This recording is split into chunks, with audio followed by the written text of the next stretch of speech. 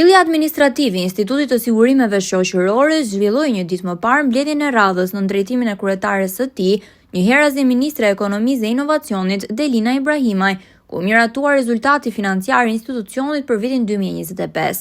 Sipas të dhënave të prezantuara gjatë mbledhjes, të ardhurat kontributive të drejtpërdrejta për vitin 2025 arritën në 154.7 miliard lek, duke tejkaluar planin e parashikuar me rreth 1 miliard dhe 332 milion lek, ose 101% të realizimit. Në analizën e paraqitur u theksua se lufta kundër informalitetit të pagave ka ndikuar drejt për drejt në rritjen e të ardhurave, të cilat rezultojnë 10.9% më të larta krahasuar me vitin 2024.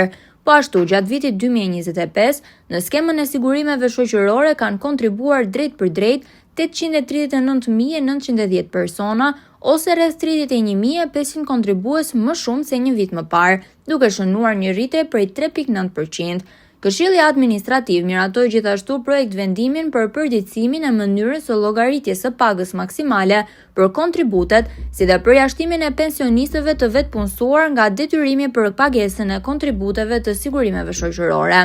Gjatë fjalës së saj, Ministra Delina Ibrahimaj vlerësoi performancën financiare pozitive të ISSH-s, rritjen në numrit të kontribuesve dhe qëndrueshmërinë e skemës së sigurimeve shoqërore. Ndërsa drejtori i ISSH-s, Astrid Hado, theksoi rëndësinë e mirë administrimit të skemës dhe realizimit të shpenzimeve sipas programit të miratuar nga Kuvendi.